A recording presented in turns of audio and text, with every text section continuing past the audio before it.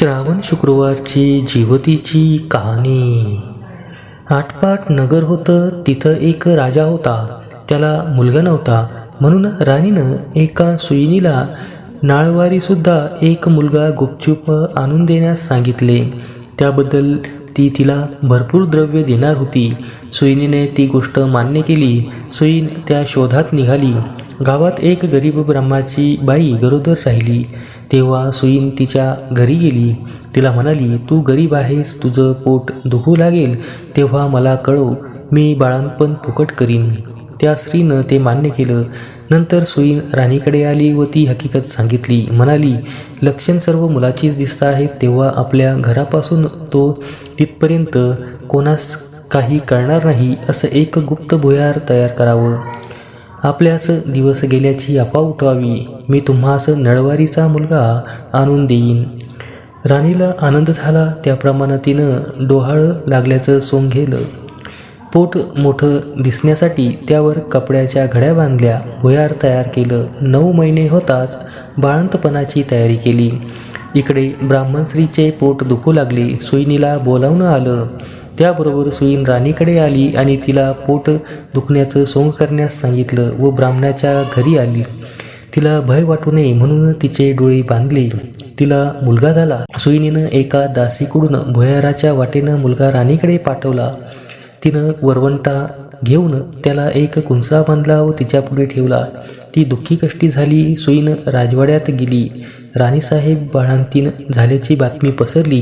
सर्वांना खूप आनंद झाला. मुलगा मोठ्या लाडात वाढू लागला. इकडे ब्राह्मण स्त्रीने नेम धरला. श्रावणातील दर शुक्रवारी जीवतीची पूजा करून नमस्कार करून, जय देवती माते, जिथं माझं बाळ असेल तिथं खुशाल असो असं म्हणून तांदूळ उडवावेत व ते ह्या मुलाच्या डोक्यावर पडावेत. हिरवी साडी नेसणं, हिरव्या बांगड्या घालणं, कारलीच्या मांडवाखालून जाणं, तांदळाचं धुणं ओलांडणं बंद केलं. त्याप्रमाणे ती वागू लागली. इकडे राजपुत्र मोठा झाला. एके दिवशी बाहेर फिरायला निघाला. त्या दिवशी ही न्हाऊन आपल्या अंगणात राळे राखीत बसली होती. त्याची नजर तिच्यावर गेली. हा मोहित झाला व रात्री तिची भेट घ्यायची ठरविले. रात्री घरी आला. दारात गाय वासरू बांधली होती. चालता चालता त्याचा पाय वासराच्या शेपटीवर पडला. वासराला वाचा फुटली. ते म्हणाले, कोण्या पाप्यानं माझ्या शेपटीवर पाय दिला? आई, जो कोणी आपल्या आईकडे जावयास भीत नाही, तो तुझ्या शेपटीवर पाय देण्यास भील काय? हे ऐकताच तो मागे फिरला आणि घरी येऊन आपल्या आईपासून काशीस जाण्याची परवानगी घेऊन काशीस निघाला. वाटेत एका ब्राह्मणाच्या घरी उतरला. त्या ब्राह्मणाला पुष्कळ मुलं होत होती, पण ती 5वी-6वी दिवशी जात. राजा आला. त्या दिवशी चमत्कार झाला.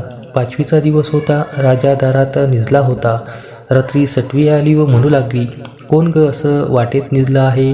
जीवतीने उत्तर दिलं, अगं माझं ते नवसाचं बाळ आहे, मी काही त्याला ओलांडू देणार नाही.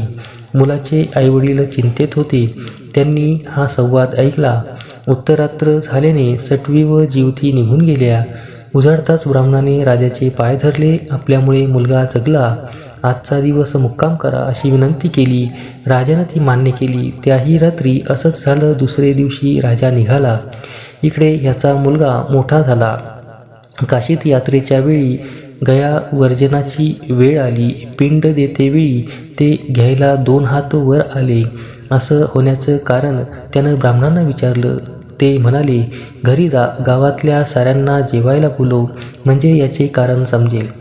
घरी आला. जेवण घातलं. गावात ताकीद दिली, घरी चूल पेटू नये, सगळ्यांनी जेवायला यावं. ब्राह्मणीला मोठी पंचायत झाली. तिनं राजाला निरोप पाठवला, मला जीवतीचं व्रत आहे, माझं नेम पुष्कळ आहेत, ते पाळाल तर जेवायला येईन. राजानं कबूल केलं व नेम पाळले. त्याप्रमाणे ती जेवायला आली. पानं वाढली. मोठा थाट होता. राजा तूप वाढत वाढत ही ज्या पंक्तीत बसली होती तिथं आला. तूप वाढू लागला. ईश्वरी चमत्कार झाला. तिला पुत्रप्रेमाने पाना फुटला. दुधाच्या धारा याच्या तोंडात उडाल्या. तो तसाच रुसून निजला.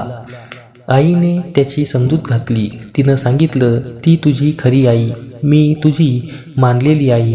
व सर्व हकीकत सांगितली. नंतर भोजन समारंभ पार पडला व त्यानं आपल्या आईवडिलास राजवाड्याजवळ मोठा वाडा बांधून देऊन राज्य करू लागला. जशी जीवती तिला प्रसन्न झाली तशी तुम्ही आम्हा हो ही 60 उत्तराची कहाणी 5 उत्तरी सुफळ संपूर्ण. धन्यवाद.